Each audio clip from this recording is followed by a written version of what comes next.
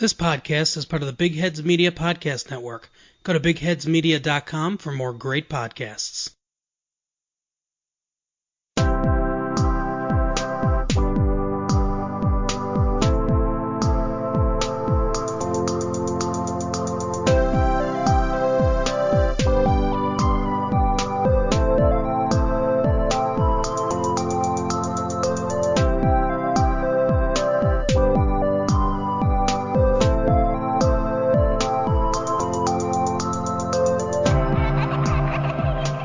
You are listening to In a City Like Yours, a semi-monthly podcast featuring interesting people with interesting life stories.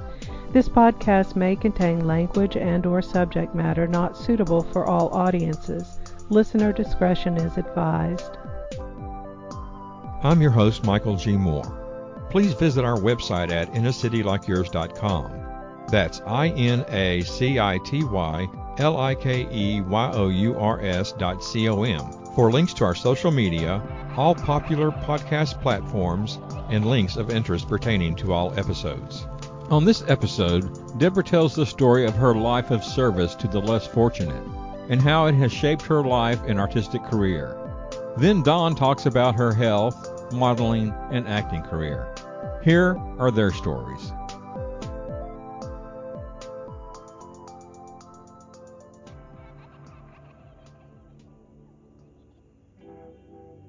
Hi, my name is Deborah Allen. I'm in Shreveport, Louisiana. And I wanted to talk first about my great-grandmother, who was the biggest influence on my life as far as who I became as an adult.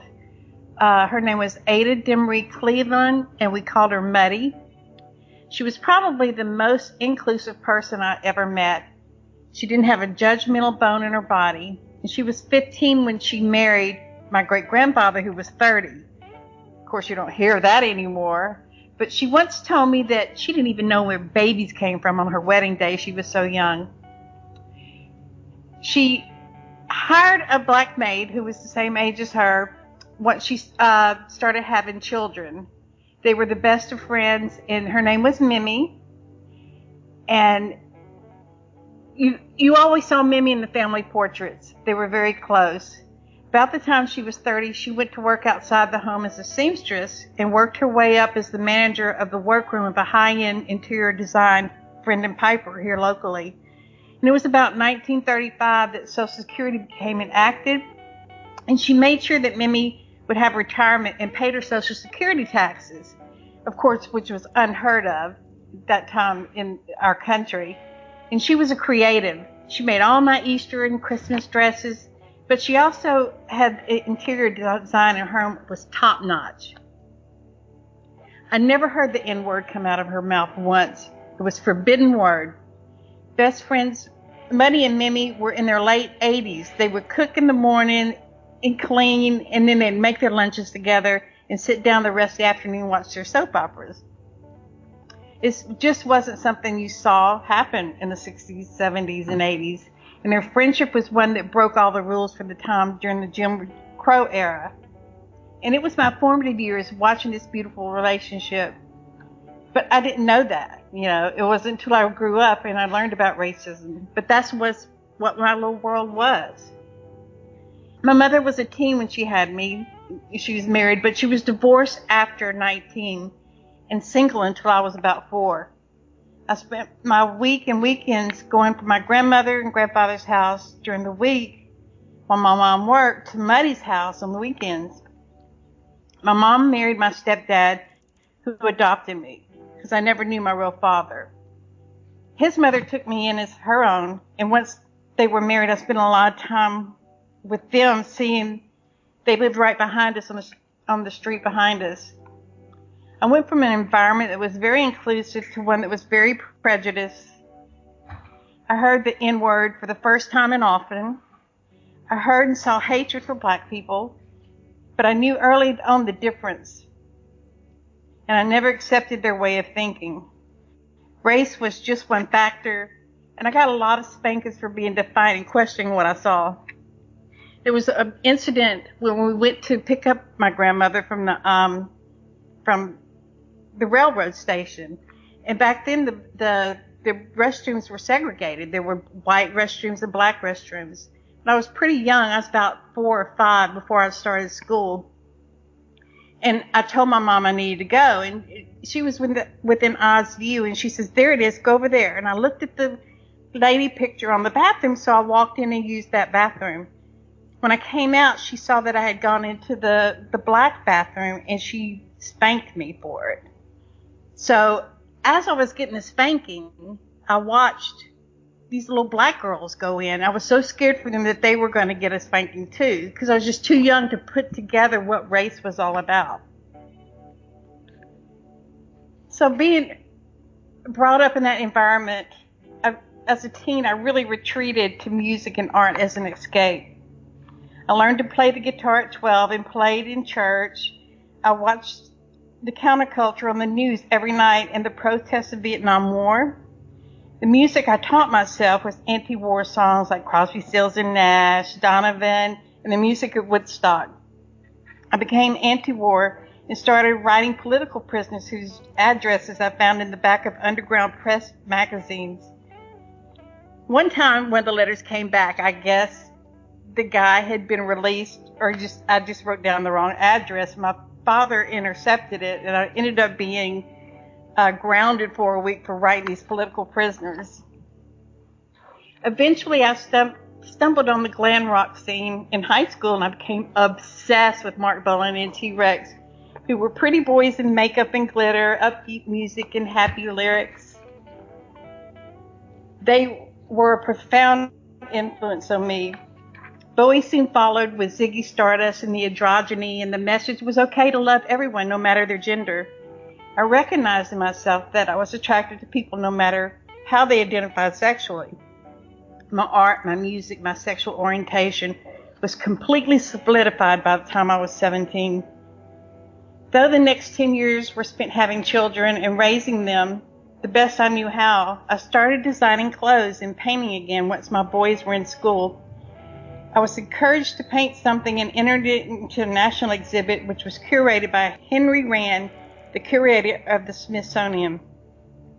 I was in complete shock when I got the notice my piece, Private Life, had been accepted. It was done in this Russian style, comic book style, and sold the night of the opening. Then Guts Media was born when I started designing clothes. I participated in a couple of local fashion shows and sewed drag for local drag queens. It was a time when men couldn't just walk into a clothing store and buy off the rack, so they came to me. Those things, among others, gave me local and national recognition as an artist and designer. I was interviewed locally and nationally, and when a reporter approached me at the Dallas Apparel Mart as an up-and-coming Southern designer for Women's Wear Daily, where I had sold my one-of-a-kind pieces to stores throughout the South, it was during that time that I found myself remembering that my great-grandmother and her influence on me to design. Hoping I had made her proud. There's a lot of stress in my marriage, and I found myself a single mom at 4 when at 30, living in a one-bedroom apartment with 4 little ones. I was finishing up beauty school so I could have a way to support my kids. It was the late 80s and 90s when I went to work as a hairstylist. I worked at Ultimate Appearances, which put me in the paths of amazing artists like Robert Burton, Dan McIntyre, and Barton Gross. I also met local artists like Louis Combat, Michael Moore, David Cooper, Gary Cathy, and Joe DeSantis, and others who were part of this artist collective called Artist Transit. I was invited to join the group where I painted and made clothes and reunited with the LGBT community. The late 80s and early 90s, we started hearing about this disease called GRID. Within a year or so, the name had been changed to AIDS, and I remember my friends and I afraid to go sit on toilets in gay bar bathrooms because there was no information on transmission. The very first person in my circle to contract HIV was John David. He lost so much weight in a short time. With no information on how it was transmitted, I stopped taking my kids to his house on Sunday to pool parties out of fear and lost contact with him. I'll never forget forget the guilt and shame I had once we learned the real science behind it and how you cannot contract HIV through casual contact. I made a promise to his memory I would always fight the stigma and rally for a cure. ACT UP Shreveport was formed by 3 men who had grown up here but moved away to a larger city. It was Chuck Selber, Gary Cathy, and Joe DeSantis. Chuck and Gary had been part of the New York City-based nonprofit, community-based AIDS service organization. The end result was to try to end the AIDS epidemic. It was there that Larry Kramer formed ACT UP, AIDS Coalition to Unleash Power. Joe lived in the other half of the duplex where I lived. He came home and shared with me what had happened in the meeting to form a local chapter of ACT UP in Shreveport and to fight for a cure and against stigma. So we went into clubs and recruited others, and the very first ACT UP Shreveport meeting was held in my apartment that I shared with Buddy Williamson. The membership grew quickly to include people living with AIDS, their family members, and friends. Some of the actions we were part of included several actions against the public hospital, LSU Medical Center, which was formerly known as the Confederate Memorial Hospital, for their refusal to take on drug trials, provide service to those with HIV, and the simple basic services. Some of the actions that we took part of include several actions against the public hospital, LSU Medical Center, formerly known as the Confederate Memorial Hospital, for their refusal to take on drug trials, provide services to those with HIV and AIDS, and simple basic services like entering the room where the patient was. They would do things like open the door and push the food trays in, or refuse to take out the dirty bedding or clean the bathrooms. The simplest OSHA regulations would have protected them, but there wasn't even any hospital education to the staff. Many times we would be back in front of the TV cameras making an example of the hospital conditions. Many of the gay community also stood up against us for making a stand because it reflected badly on them, or so they thought. It was Dr. Mark Spurlock, one of the doctors who treated those with HIV, who had been appointed to the Human Relations Commission. He would often play the good cop, bad cop with them, saying, I can get ACT UP to back off if you'll do this or do that. It was during this time that he wrote a $1 million grant that was awarded to start the Philadelphia Center. Many of the ACT UP members went on to work within the system there. I was first hired as an outreach worker and a prevention specialist. Part of my duties was HIV testing and counseling. My most vivid memories were giving positive results. And watching that person go numb, in shock, or angry, you just never knew what the action was going to be. So many times I could tell they weren't hearing me as I was giving them follow-up resources that would address their health issues.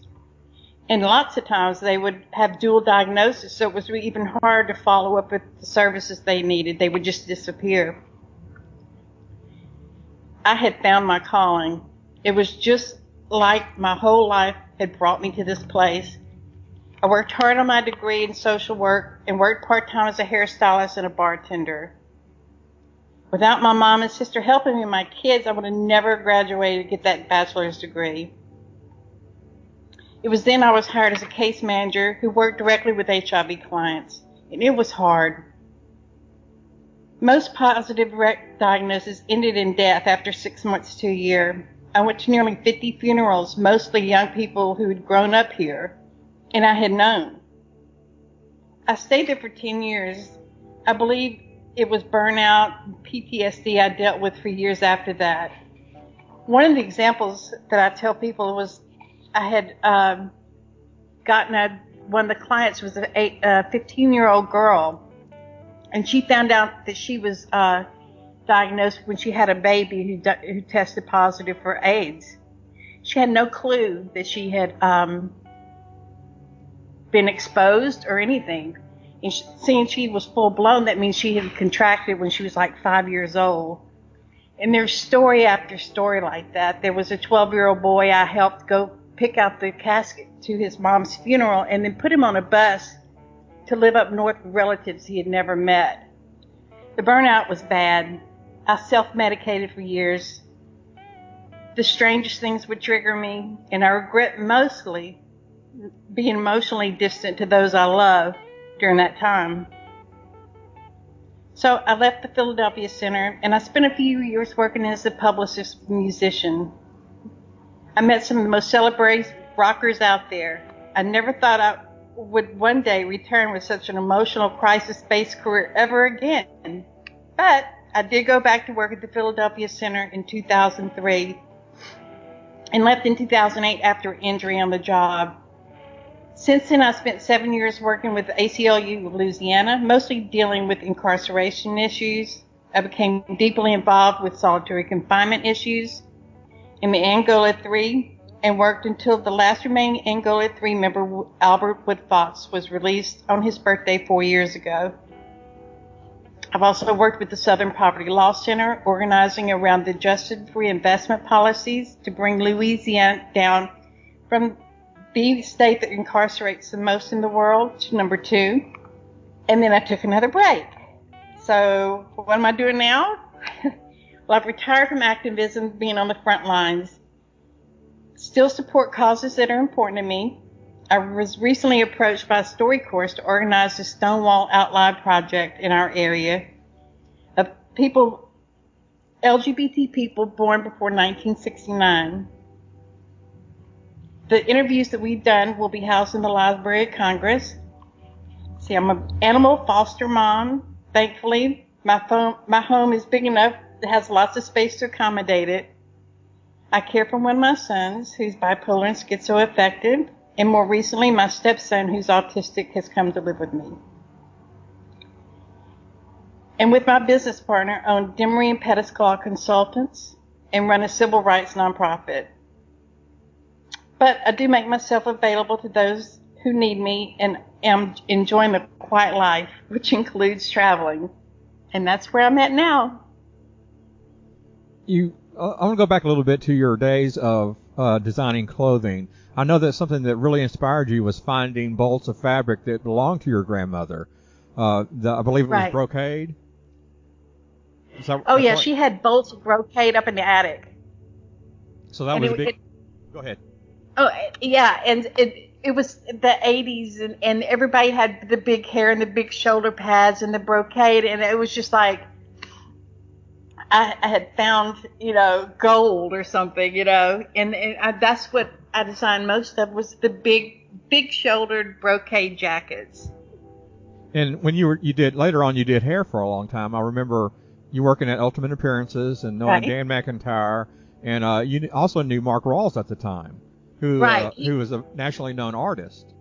Right. We became really good friends. He had walked in the salon one day and needed a haircut, and we just immediately clicked, And he was a really amazing influence as far as his art. He came back home. He had a studio behind his house, and I would sit out there and watch him as he made his sculptures and painted, and it was just an amazing time when he came back home.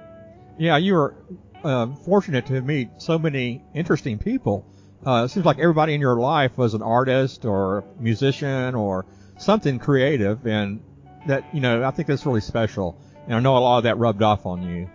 Oh, yeah, because when you have that kind of creativity around you all the time, you're inspired. So you do things that you would never have dreamt of, And I really have been lucky. Even when I left the Philadelphia Center and I became a publicist, I was working for big bands like Poison and Pantera and all these amazing people. Yeah, you knew Daryl Dimebag, didn't you? Yes, I was good friends with Daryl Dimebag, Ricky Rocket from Poison. We became friends.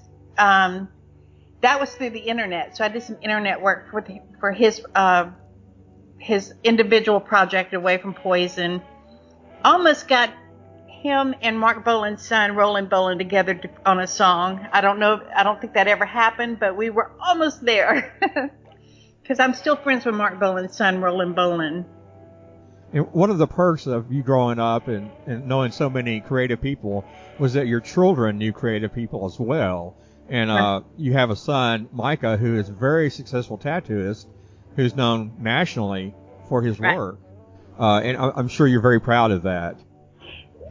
Micah is the artist I wish I had been, But the thing he gets from me, I think, is his ability to not care what people think. And I was so much like that when I was his age, I've mellowed out a lot, now, but he has that drive and that force and to be able to create, unapologetically. I know with your ACLU work, you became friends with Albert Woodfox. Why don't you tell us a little bit about him? That's an interesting story. With the ACLU, I worked with Jackie Sumel, who was an artist, and she made it a point to leave California and move to New Orleans so she'd be close to Herman Wallace, which was also one of the Angola Three. And that's how I got connected, through Jackie Sumel. And there's a documentary, Herman's House. Well, we brought the documentary here, and I met Robert King, who's the third person in Angola 3, and he was one of our panelists when I showed it in Shreveport. Through that, I met people that were the Albert supporters, because Albert was housed up here in North Louisiana, and the rest of them were housed in Angola or South Louisiana. And that was by design, so that the attorneys would have a hard time getting to him, because they were bringing the trials back. I think Albert went to trial 3 times for his case. But Jackie goes, I need you to start, writing Albert. You're right here beside him, and calling him. He called me. And when Jackie and others would come up to visit, they would stop and stay with me, and then they'd go over to see Albert the next day over in Monroe. And that's how I got connected to Albert. So we had been talking and writing each other for years before he was released. And so when he was released, it was about 3 weeks after he was released, I finally had the opportunity to go actually sit in front of him and touch him. Here's my friend. I've cried tears with him. I've tried to be strong with him, on the phone calls. And Daniel, my son, and I went down there, and I met him for the first time then, and that was 4 years ago. So that's how we became close, is because of proximity of him being at Wade here, and then I was so close. They wouldn't allow him but 10 people on his visit list, so that was filled with attorneys and people he'd known for a long time. So I never got to see him while he was incarcerated here. So we're still very good friends. I go down there on his birthdays, and I see him 3 or 4 times a year. But his book Solitary is one of the top sellers, and he travels the world with it now. Yeah, I understand that your son Daniel, they are chess buddies. Right, and that was it. He'd gotten out of prison. Daniel brings a chessboard, right? And he goes, you know how to play? He goes, sure I do. And Daniel looked up at me about halfway through the game like, oh, hell, He goes, it was a challenge. He was, yeah. And the man had been in solitary confinement for 43 years. It was about to beat Daniel, who's also a chess master. And he goes, I haven't played in 20 years. And Daniel goes, don't kick my butt. Daniel eventually won that game, but it was work for him. The man, how he kept his sanity is a miracle. And he says the reason why he never let them break him. And that every time I would hang up with him, he would go, Deb, I'm not going to let them break me. And he just kept that close and thought it all the time. And that's why he's so mentally strong, I guess. But he a lot of people break after a week in solitary. We're talking 43 years alone. Yeah. I'm so interested in your family, with your children. I know you're a huge family person, and you have quite a few grandkids now. Yeah. But your sons, Daniel Micah and Aaron, they all are creative, and so is your daughter, Ashley. She's a photographer and quite a good photographer. Right. Right. Aaron and Daniel are very good artists as well, but they never do their art. Daniel's is incredible. It's very abstract and beautiful, and the colors he uses, but they don't make a living at it like Micah does, which is how many people get to make a really good living doing art, doing what they love, So. Yeah, I know Micah has been collaborating with one of my guests, Rachel Stewart Hawes, yes. who I had on back in 2019. She is an astrologer, but she's also an incredible painter. And I know they've been trading paintings back and forth. Well, Rachel she does these girls that that are kind of repeated throughout her work, and Micah would paint on tattoos and do some of the background work. Just really fabulous stuff. And they recently had a show in New Orleans, and I met Micah down there, stayed with Albert, and they sold out. They sold all their paintings. I think there was one or two left, maybe, but they sold them all, the collaborated pieces. Oh, that's excellent. I wish I had one. Yeah, me too. I do have a couple of Micah's work before he became a tattooist, when he was a painter, solely a painter. So he wasn't as heavily into tattoo at the time. His style has changed from the time that I got the piece that is in my house to what he does today, because now it's more you can tell the influence that tattooing has made in his life. Oh, definitely, yeah. It's he's grown a lot, but his style has totally changed. Why don't you tell us a little bit more about your nonprofit that you have now? It's new. I had been volunteering and working with a local civil rights nonprofit, and the one thing my partner and I realized and saw the most of is funding. There's such a lack of it for that speciality, and so that's what we've done. We've created a nonprofit to help people that are doing civil rights projects to get funded, and so that includes some grant writing and stuff like that. When I was with the original one, I worked with the city and helped wrote the grant that will take the Galilee Baptist Church and turn it into a civil rights museum owned by the city. So that's when we saw that there needs to be some outside private funds going into that. And we've talked to several people outside this, this area to get them to come in and help with funding. Yeah, the Galilee Baptist Church was a place where Dr. Martin Luther King spoke. Right. And it was Dr. C.O. Simpkins who brought him here to speak. And the speech he did is online. It's actually a precursor to I Have a Dream speech, and he had done it here. When he got to Washington and did the speech there, he had to submit his speech to powers that be, and so that they could approve it. But once he got behind the podium, he had started that speech, but then he just kind of brushed it away and went with the I Have a Dream speech he did in Shreveport for the first time. So there's a lot of history here, and that's just one story. There's just so much history here that comes back to Shreveport, as much as Birmingham, Alabama, or any of the other places. Do you know how far along they are in the restoration, if they started that yet?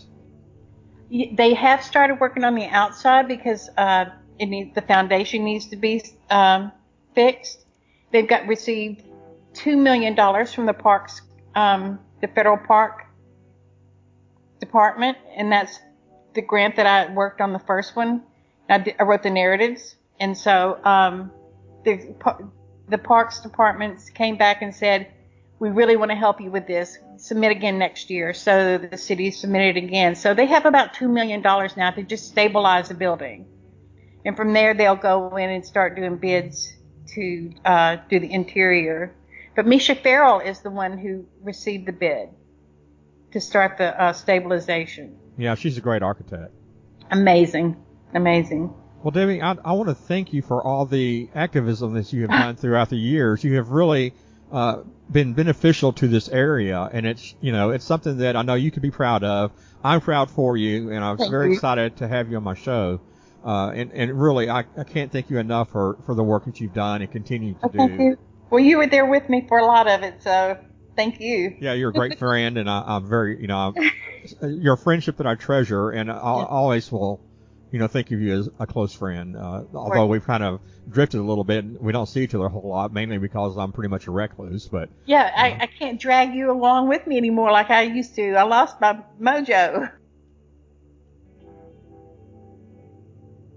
Hi, my name's Dawn Moultroup. I'm from Starksville, Vermont. Thank you for having me on your show.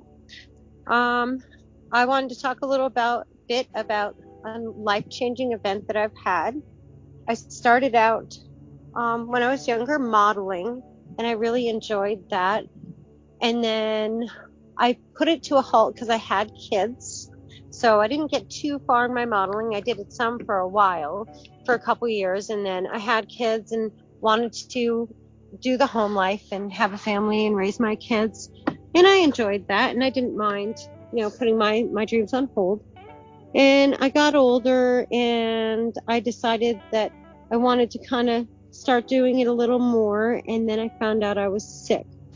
I had pancreatitis 4 times, and they had to take out my gallbladder, hoping it would cause the problem from the pancreatitis.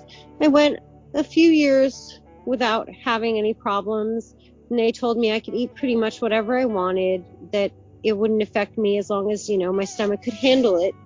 So, I ate like the typical American greasy, fatty foods, chocolate. I love chocolate.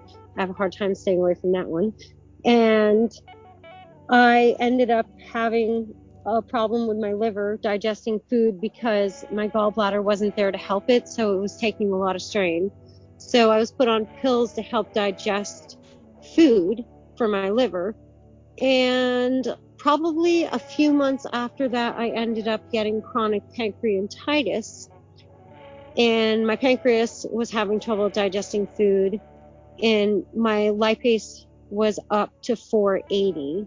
So I got put on medication to help my pancreas digest food. So I was put on a really strict diet, no heavy foods, healthy foods, and I don't drink, so that's never been an issue. So they're still trying to figure out what has caused the pancreatitis. I still see specialists, and they're kind of stumped.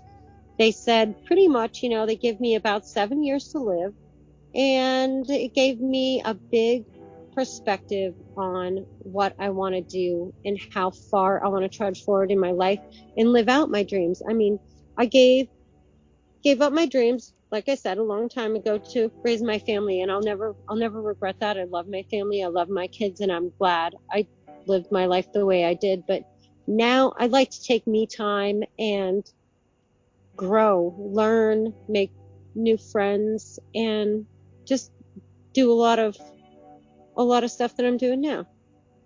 Is the pancreatitis, is that linked to cancer perhaps?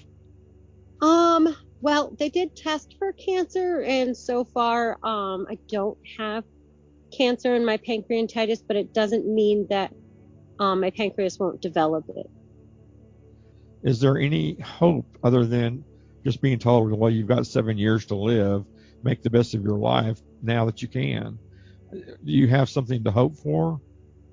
Well, I had one specialist said that they could go in down through my throat into my pancreas with like a measuring Doppler and measure the sphincter muscle of the pancreas to see if it's opening and closing properly, and that if it was having a malfunction, and if it did, they would cut off that part of the pancreas, but it wouldn't cure me. It would just help me some.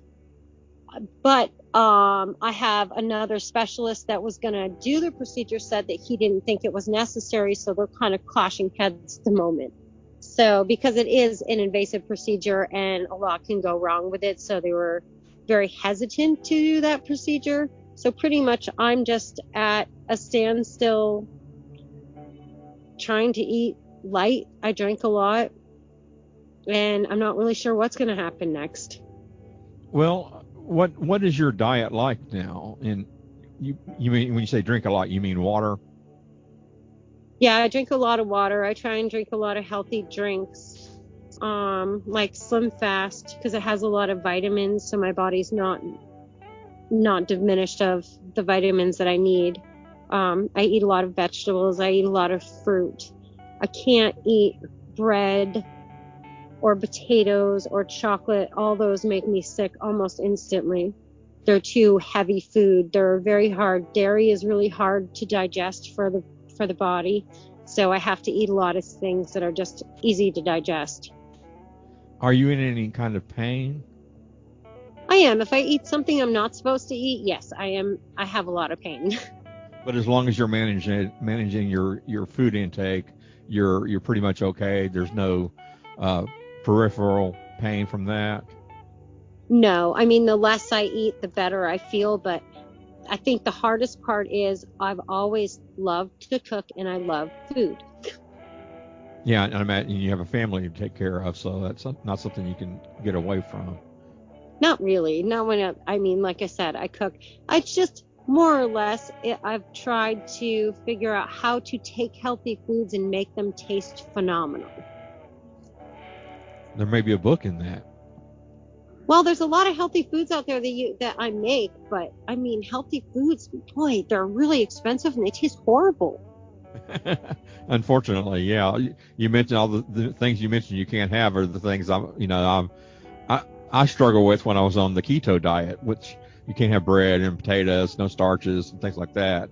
And that was difficult. And that sounds similar to what the diet that you're probably going through, maybe even more stressful because you can't have a lot of fat, can you? Right. Well, if you take something like quinoa and you grate carrots up in a pan and put in just some garlic, pepper, and maple syrup. I'm from Vermont, so maple syrup goes into things. It's a good sugar substance for me that doesn't make me sick, that I can cook with. And it tastes like Chinese. It's phenomenal. And it's healthy.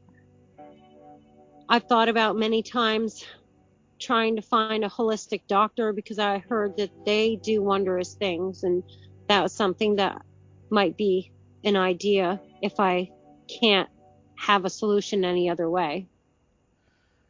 When the doctor gave you 7 years, how long ago was that?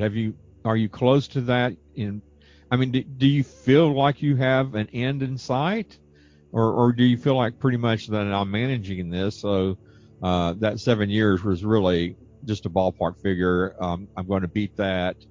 No, and so I'm sure you have a positive outlook to help you get through this. But when was that first diagnosis when they said you have 7 years? And it was about a year ago, and I think I cried off and on for 2 weeks and wrote all this stuff down. And then I was like, it's nothing to cry about. People get older, they get sick.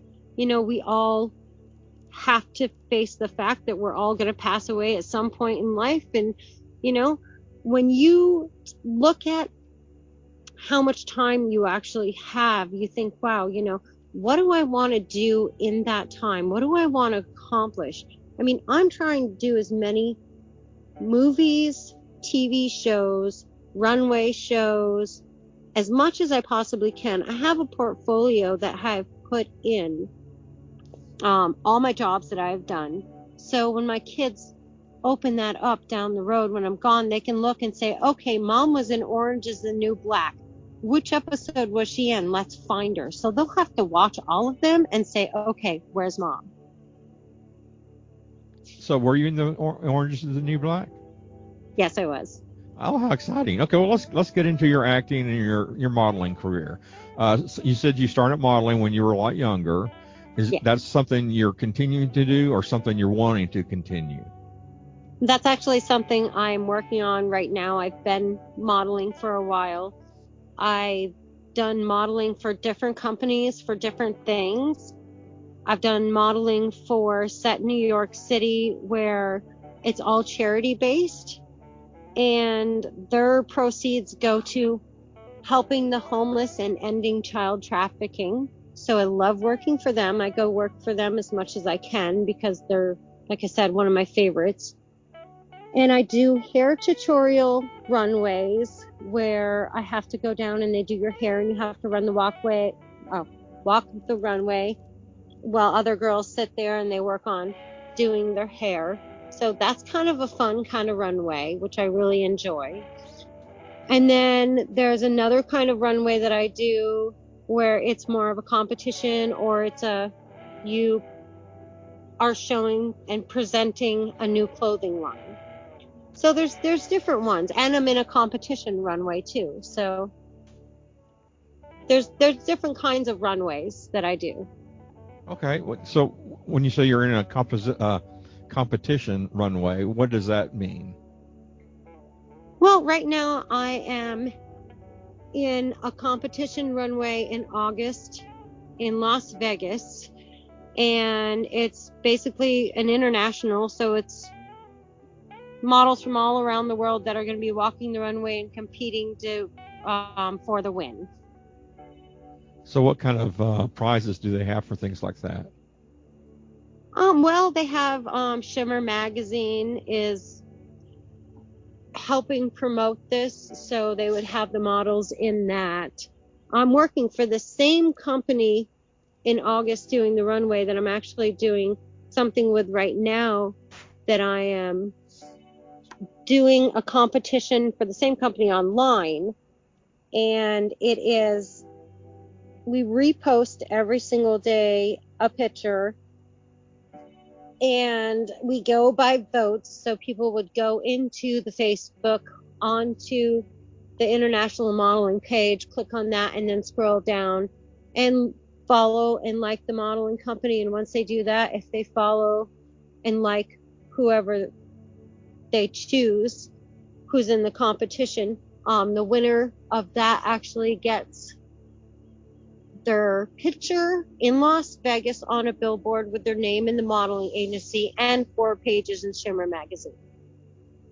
Let's talk about your acting career now. When did that start? How far back did that go?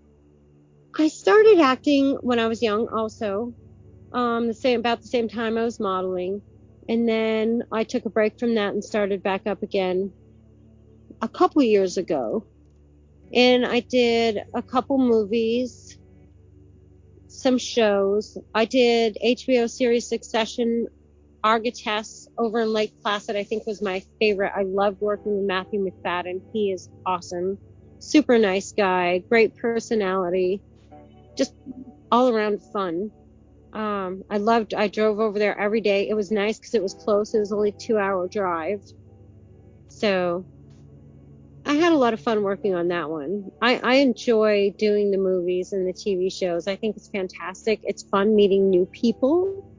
And, I talk with everybody there. It doesn't matter if they're stagehands, if they're cooks, if they're hairdressers, or if they're stars. I mean, everyone is there to do a job. And, I try and treat everybody equally. And I enjoy talking to everybody from everywhere. You mentioned that you were in Orange is the New Black. Tell us that story. Oh, gosh. That one was really fun. I actually had to cut my hair really short so I could look like a dyke. And I went down there, and it was great. It was freezing cold. It was snowing. It was sleeting. And it was at the prison. And the prison had no heat. So it was really, really, really cold. We had these prison uniforms with these flimsy little shoes, and everybody was just standing around. It was so cold, but it was so fun to be there.